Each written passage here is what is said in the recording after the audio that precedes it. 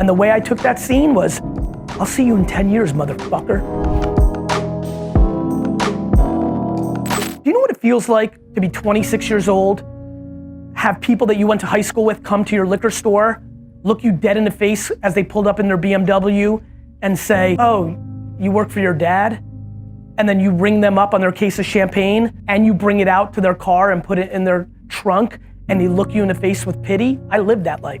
And the way I took that scene was, I'll see you in 10 years, motherfucker. I have friends who make $42,000 a year, work 9 to 4, but they're pumped. And they'll text me like how happy they are to be the coach of their kids' baseball team. And you know, that's amazing. I'm actually weirdly envious. But I have friends who have $100 million in the bank who are still hungry, who want to do even more, who will complain to me because they know I work a lot about no work-life balance and they don't get to spend enough time with their family. And I'm like, you have $100 million.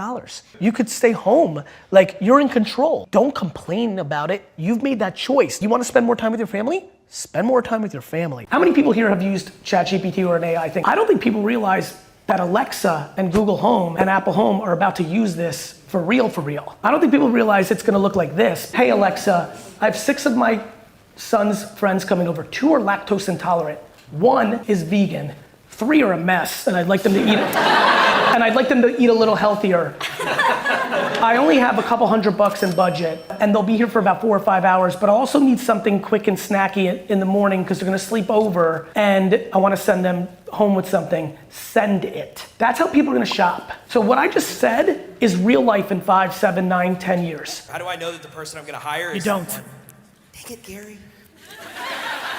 I've got really good hiring advice. Learn to fire fast. You guys have your ego tied up in your hiring. You think you're so good at hiring. And then you hire somebody and they're shit, but you make pretend they're not because firing them admits that you were wrong. So it's your own ego that's holding you back. My ego is only balanced by my humility. I hired somebody for hundreds of thousands of dollars 6 months ago, interviewed him 3 times. I fired him 1 day into working at VaynerMedia. I'm like, fuck. Check your ego in the door. You're not that great at fucking hiring, but good news, nobody is. There's this clip going around on the internet where a guy asked him, did he fail this season?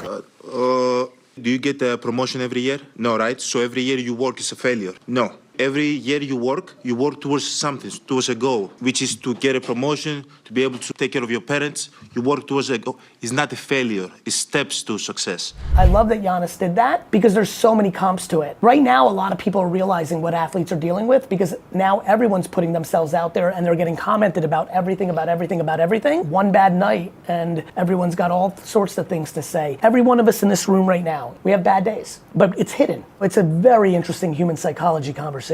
I love that viral clip is going because I hope it helps people. How would journalists going I'll tell you exactly how. Ready? I want to write an article about champagne that focuses on the fact that Prosecco from Italy is now a good alternative for a portion of the price. I want you to historically reference other times in history when something was the establishment and a product came along that was equal of quality but a fraction of the price, and speak to it in a manner that helps people understand that quality of flavor is subjective, but price is not. Enter.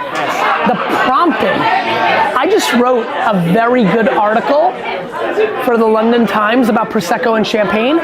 Something will be outputted, and then I'm gonna read it, and I'm gonna add 10 more sentences and edit 6 more sentences. So the creativity of the writer and the ability of the editor becomes a new form of a human being. I just literally talked out to you. I would like some lemonade. Are you selling any? Yes. Okay, well then I want some, my friend. one, so let's see how This is your first sale? Yes, it is. What's your name, buddy? Andrew. Andrew, all right. Pink lemonade. All right, that's the good stuff. No, you gotta give him more. Oh, you gotta, that's right, that's good, that's Okay, good. I yeah, like that kind of close it, pour. yeah, and then give that to him. All right, how much? $1. Okay, well I'm gonna give you 20, is that okay? Yeah, we got some change. No, you keep the change. Oh my goodness, what do you say? Thank you. You're welcome.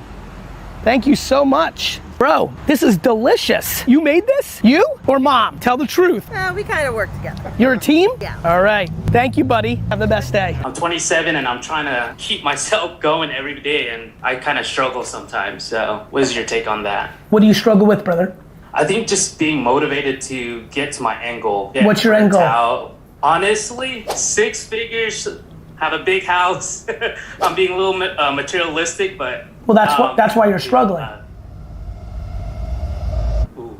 You're literally the hypothesis I have of why people are unhappy. You just made up an arbitrary goal for yourself based on material things without realizing the second you walk into that home and you make 6 figures, nothing's changed. Damn, that was.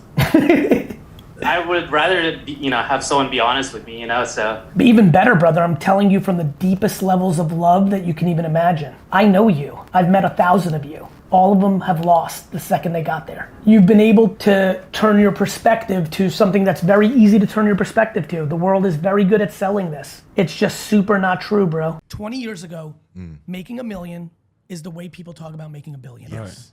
It was that not achievable for almost everyone. Yeah. And now we all walk around and these kids are confused. So America, very rich country, one of the richest in the world. The top 1% of earners in America, the last person in the top 1%, the top 1% is $440,000 a year. That's wild. That's crazy. That's wild. Let me say it real slow. Yeah. If you make more than $440,000 a year, 1%. you're in the top 1% of people in America.